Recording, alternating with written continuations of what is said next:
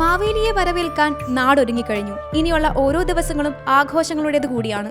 ജാതിമത ഭേദമന്യേ ലോകത്തുള്ള എല്ലാ മലയാളികളും ഓണം ആഘോഷിക്കാനൊരുങ്ങി. മലയാളികളുടെ മുറ്റത്ത് ഇന്നു മുതൽ പൂക്കളങ്ങൾ വിരിഞ്ഞു തുടങ്ങും. അത്തം മുതൽ തിരുവോണം വരെ ഒരുക്കുന്ന പൂക്കളത്തിനുമുണ്ട് പ്രത്യേകത.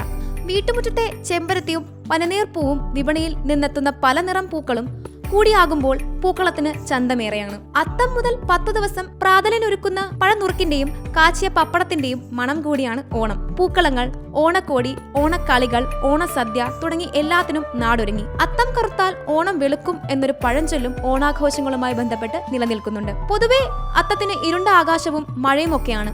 അങ്ങനെ വന്നാൽ പിന്നീട് തിരുവോണം നാളിൽ തെളിഞ്ഞ കാലാവസ്ഥ ആയിരിക്കുമെന്നാണ് വിശ്വാസം. ഇത്തവണ സെപ്റ്റംബർ 15-നാണ് തിരുവോണം. ഓണവിപണിയിലേക്കുള്ള പൂക്കളും ഇന്നലെ മുതൽ എത്തിത്തുടങ്ങി.